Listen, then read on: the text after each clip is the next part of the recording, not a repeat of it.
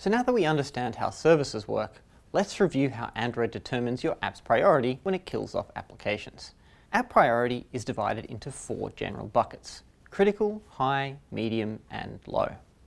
Within each bucket, the apps are prioritized in a queue, with the app that's been at the lowest priority for the longest the first in line to be executed. Critical apps are those which are active. They're in the foreground, interacting with users. That includes activities in the foreground and apps running a foreground service. An activity in the foreground is slightly more important than a foreground service, only on recent Android releases. But both are considered critical. So if you're running a very heavyweight app in the foreground, or your foreground service process is very heavy itself, Android may kill your other foreground services. Visible activities are high priority. While less impactful than killing a foreground app or foreground service, destroying visible activities is still quite undesirable because users will most likely notice it. Services are important, but they can be killed much of the time without impacting the user directly.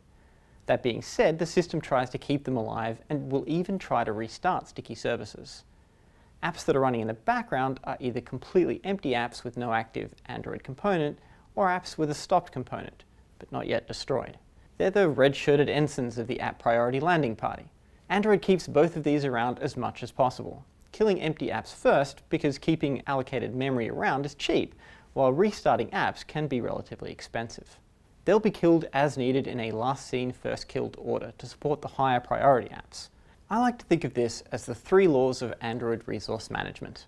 Law 1, Android will keep all apps that interact with the user running smoothly. Law 2, Android will keep all apps with visible activities followed by services running, unless doing so violates the first law.